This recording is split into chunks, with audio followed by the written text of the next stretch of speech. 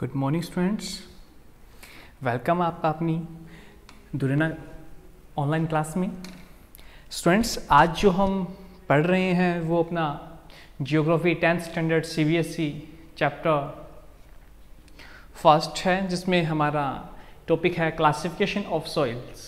Okay students, classification of soils को हिंदी में कहते हैं मिट्टी का वर्गीकरण।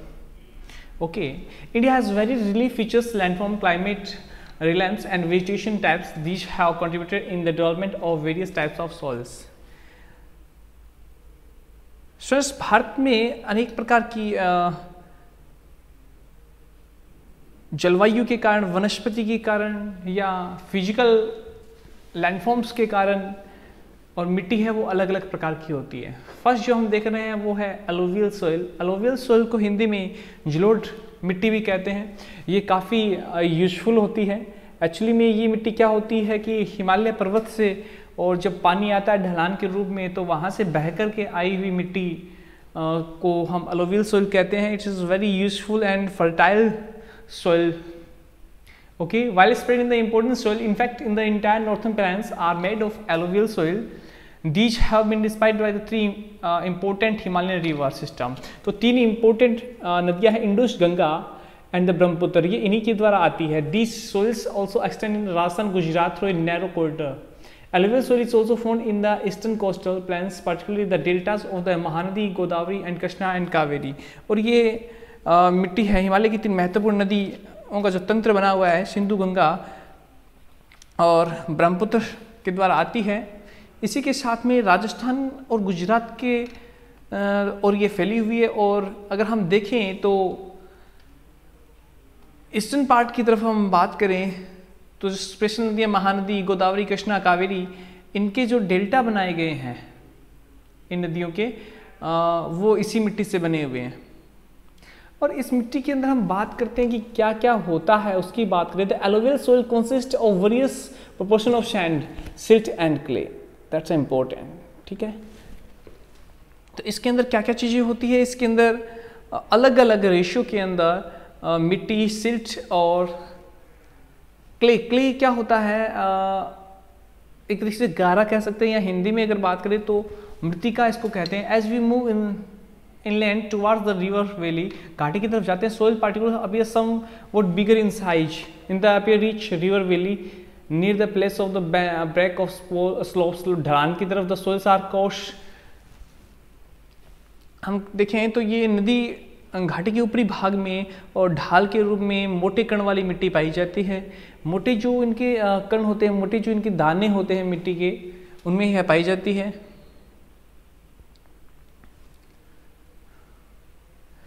Apart from the size of their grains or components, soils are also described on the basis of their age. और इसी के साथ में कण जो उनके होते हैं, दाने से होते हैं, उनके आधार के अलावा भी उनकी उम्र के आधार पर भी इनको दो भागों में बांटा जाता है। एक तो होता है बांगड़ और दूसरा होता है खादर। बांगड़ को हम पुरानी एलोवियल सोइल भी कहते हैं और खादर को न्यू एलोवियल सोइल भी कहते हैं। बांगड़ के अंदर क्या होता है बेटा कि कंकड़ पत्थर ज़्यादा होते हैं, जबकि खादर के अंदर कंकड़ पत्थर कम होते हैं। ये थोड़ी सॉफ्ट होती है, इसलिए इसे बांगड़ कहते हैं, खादर कहते हैं। ओके, बांगड़ के अंदर मोर फाइन पार्टिकल्स होते हैं। Alluvial soil are soil as a whole are very fertile. मैंने पहले भी आपको बताया बहुत ज़्यादा फर्टाइल होती है यहाँ पे। और यहाँ पे होता क्या है, पैडी, चावल की खेती होती है, यहाँ पे गेहूँ होता है, दालें होती है, पल्सेस होती है। Due to high fertility regions of alluvial soil are intensity cultivated and densely populated. और इसके आसपास के जो क्षेत्र होते हैं अच्छे पॉपुलेटेड होते हैं, क्योंकि खेती जहाँ होगी, पानी जहाँ अच्छा होगा, वहाँ पे पॉपुलेशन भी बढ़े ही बढ़ेगी। निश्चित रूप से पॉपुलेशन वहाँ पर बढ़नी है।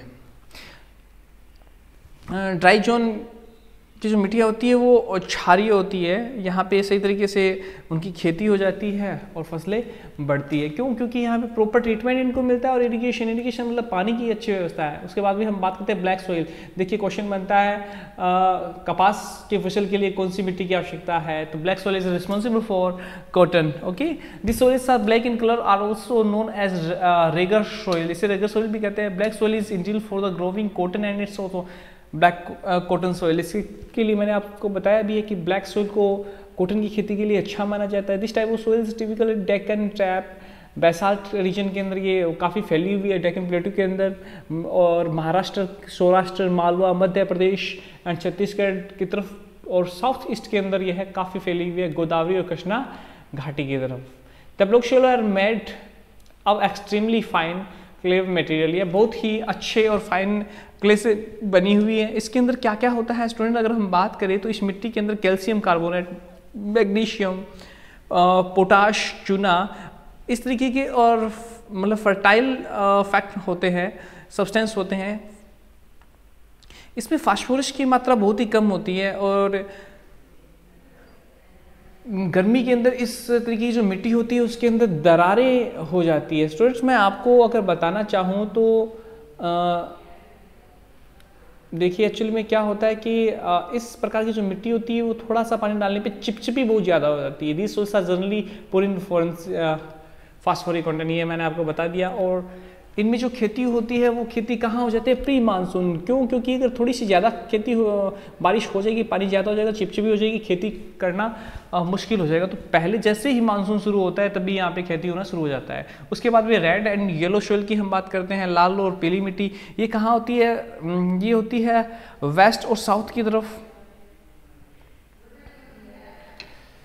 सॉरी ईस्ट और साउथ की तरफ होती है। डेक्कन प्लेटू में yellow and red soil are found in the parts of Orissa, Chhattisgarh, southern part of the middle Ganga plain along with the Pidio Mount John of the Western Ghat. These soils develop a reddish color due to diffusion of iron. Iron की वजह से इनमें लोहे की मात्रा अच्छी होती है, आयरन की मात्रा अच्छी होती है, इसलिए इनका कलर है वो थोड़ा सा लालिमाली होता है, लाल होता है। It looks yellow when it occurs in a hydrate form, और जब पानी की थोड़ी सी मात्रा कम होती है तो ये पीला दिखता है। उसके बाद में हम बात करते हैं लैटराइट सोइल की। लैटराइट शब्द जो लिया गया है वो लैटिन शब्द से लिया गया है, लैटराइट, ठीक है, और इसका मतलब होता है ईंट। The laterite soil develops under tropical and subtropical climate and alternate wet and dry season. The soil is the result of intense leaching due to high rain, ठीक है, और एसिडिक हो जाती है क्योंकि इसका pH लेवल है वो 6 से ज़्यादा हो जाता है। Generally deficient in plant nutritions and occur mostly in southern state, western Ghat region और Maharashtra, Orissa, some parts of West Bengal and north east regions, यहाँ पे ये मिट्टी पाई जाती है। Where these soil supports deciduous and evergreen forest, जहाँ पे जंगल होते हैं। It is humus rich, humus बहुत ज़्यादा होती है but under space vegetation and in semi arid area, जहाँ पे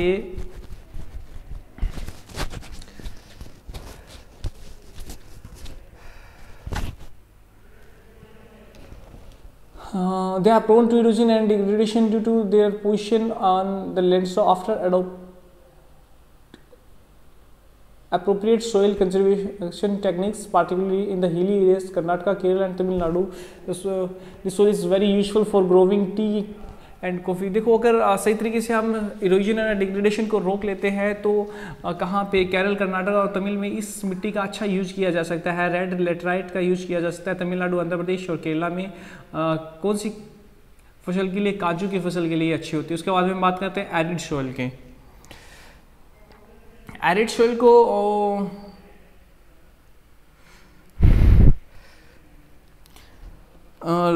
थोड़ा लाल और भूरा रंग होता है, इसे मरुस्थल की मिट्टी भी कहा जाता है। They are generally sandy in the texture and salty saline in nature, और थोड़ी सी सलाइन होती है, क्षारीय लवणीय ये मिट्टी होती है। In some areas the salt content is very high and common salt is obtained by the evaporating the water, और कुछ एरिया में झीलों के द्वारा जल का जो वाष्पीकरण होता है उसके बाद में नमक भी इनसे बनाया जाता है।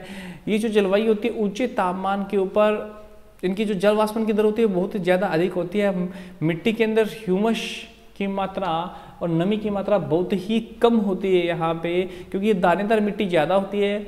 मिट्टी की जो सतह होती है नीचे की तरफ कैल्शियम की मात्रा उसमें धीरे धीरे बढ़ती जाती है। नीचे की तरफ जाएंगे हम तो यहाँ पे चूने के कंकड़ पत्थर भी हमको दिखाई देंगे।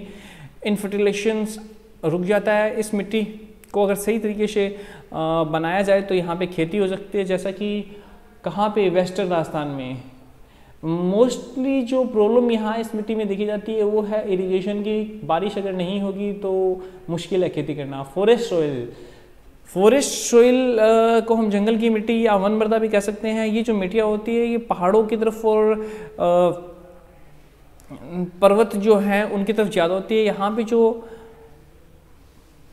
वर्षा होती है वो ठीक ठाक होती है। तो soil texture varies according to mountain environment where they are from. जहाँ पे माउंटेन्स होते हैं वहाँ पे मिट्टी ये पाई जाती है। इनको दोमट और छिलटेदार मिट्टी के कण भी होते हैं इनमें, और मोटे मोटे इनके कण होते हैं, बड़े कण होते हैं। इनके जो ग्रेन्स होते हैं वो बड़े होते हैं। हिमालय क्षेत्रों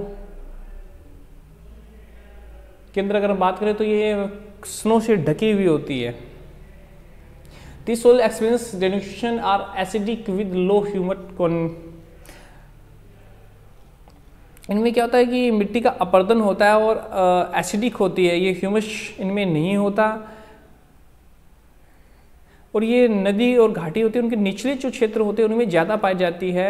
जलोढ़ पंख इनको बोलते हैं। ये मिट्टी उपजाऊ होती है। Soil erosion and soil conservation. देखिए soil the denudation of the soil cover and subsequent washing down is described as soil erosion.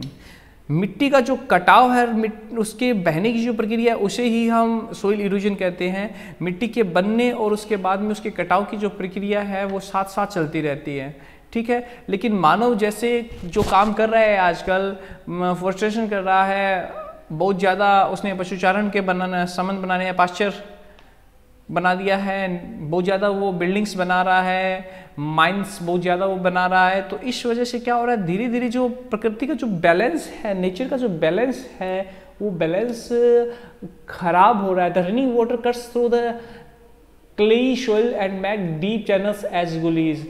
अब उनसे क्या होगा कि पेड़ पौधे बहुत ज़्यादा काट रहे हैं, तो बहते हुए पानी के कारण और नाले से बनेंगे जिन्हें गुलीज कहा जाता है। The land become unfit for cultivation and is known as badland. उसके बाद में जो ज़मीन खेती के लिए फिट नहीं होगी उसे बैडलैंड भी कहा जाता है। In the Chambal basin such lands are called ravines. Chambal का जो तट है वहाँ पे इसको रविन्स कहते हैं। Sometimes water flows as a sheet over large areas down slope. ढलान के रूप में बहुत पानी बहता है जिससे मिट्टी का कटाव होता है। In such cases the top soil is washed away. और ऊपर की जो उनकी मिट्टी होती है वो दुब करके नीचे आ जाती है। This is known as sheet erosion, और इसे सीट इरोजन कहते हैं। Wind blows loose soil. और ऊपर का जो मिट्टी का कण होता है उनको हवा भी अपने साथ बहा के ले जाती है। और फ्लैट और sloping land known as wind erosion, उसे विंड इरोजन कहते हैं। Soil erosion is also caused due to defective methods of farming. हम सही तरीके से खेती के मेथड यूज नहीं करते हैं, उसकी वजह से भी सोइल इरोजन होता है। प्लोजिंग इन ए रॉन्ग वे, सही तरीके से खेत को नहीं जोतना। एंड डाउन द स्लोप, और ढलान का सही तरीके से चैनल नहीं बनाना। For the quick flow water leading to soil erosion, और उससे भी मिट्टी का इरोजन होता है। Ploughing along the contour lines can decelerate the flow of water. अगर हम उसको काउंटर लाइंस में खेती करें तो पानी के बहाव को वो कुछ हद तक कम करेगी, ढलान से बचाएगी। This is contour ploughing. Contour ploughing हमको करनी चाहिए। Steps can be cut out on the slopes making terraces. हमको टेरिश और स्लोप्स बनाना, स्लोप्स पे टेरिस बनाना चाहिए। Terrace cultivation restricts erosion. Terrace cultivation की वजह से भी इरोजन है वो रुकता है। Western and central Himalayas have well developed terrace farming. इधर की तरफ है वेल डेवलप्ड टेरिस फार्मिंग की जाती है। Large fields can be divided into strips. बड़े जो खेत है उनको स्ट्रिप्स में डिवाइड कर दिया जाता है। स्ट्रिप और of grass are left to grow between the crops. उसमें क्या होगा कि अगर हमने फसल की दो लाइनें बनाई, उनके बीच के अंदर थोड़ा हम घास की एक लाइन बना दें तो मिट्टी का कटाव नहीं होगा। This breaks up the force of the wind. और ये क्या करेगी, मिट्टी के हवा के बहाव को रोकेगी, जिससे मिट्टी की ओर से होने वाला इरोजन नहीं होगा, हवा से होने वाला इरोजन नहीं होगा। This method is known as strip cropping. Planting lines of trees to create shelter also works in a similar way. Rows of such trees are called shelter belts. और हम जो उनकी सीव जिनको हम बोलते हैं, बॉर्डर ऑफ ए फार्म, अगर हम वहाँ पे अगर हम पेड़ लगा देते हैं तो शेल्टर बेड्स बन जाएगा और मिट्टी का कटाव वहाँ से नहीं होगा। These shelter belts have contributed significantly to the stabilisation of sand dunes. और इनसे होगा क्या कि मिट्टी के जो टिल्ले हैं वो रुक जाएंगी वहीं पे, स्टेबलाइजेशन होगा वहाँ पे। डेजर्ट इन वेस्टर्न इंडिया और पश्चिमी भारत के अंदर वो मिट्टी के टिले हैं वो आगे जाके नहीं बढ़ेंगे। उसके बाद में स्टेट ऑफ इंडिया से इन्वायरमेंट, इंडिया से इन्वायरमेंट की बात यहाँ पे की गई है कि कहाँ पे किस तरीके से होता है। तो स्टूडेंट्स मैं जल्दी जल्दी आपको ये थोड़ा सा बता देता हूँ। ये सुकामा उजरी गाँव और झाबुआ ज़िले की कुछ चीज़ें हैं। यहाँ पे जो ट्री डेंसिटी है 1976 के अंदर 13 पर हेक्टेयर था, जो अब 1992 में 1272 पर हेक्टेयर हो गया है। That's very good. और सेकंड पॉइंट की बात करें तो धीरे धीरे एग्रीकल्चर में और पशुपालन में भी बहुत ज़्यादा सुधार आ रहे हैं, जिससे लोगों की आमदनी भी बढ़ रही है, लोग समृद्ध हो रहे हैं समाज के अंदर। सुकामा उजरी में 1979 से और 1984 के अंदर जो लोगों की वहाँ की वार्षिक आमदनी है 10,000 से 15,000 रुपये तक बढ़ी है। पर्यावरण की अगर हम वापस से बात करें तो वहाँ के लोगों के द्वारा जो मैनेजमेंट किया गया है वो बहुत ही अच्छा है और आवश्यक भी है। मध्य प्रदेश सरकार ने लोगों को स्वयं बोला है कि आप अपना फैसला खुद लीजिए, अपने अधिकार क्षेत्र में काम कीजिए। 38 लाख हेक्टेयर भूमि भारत का लगभग 1% क्षेत्रफल है जो जल विभाजक प्रबंधन द्वारा हरा भरा बना रहे हैं वो इसी के through. That's a very good thing. Water shade management वहाँ पे वो कर रहे हैं और ये बहुत ही अच्छी बात है। तो आज आपका ये चैप्टर है कंप्लीट हुआ। Make sure that you learn it properly. Have a good day.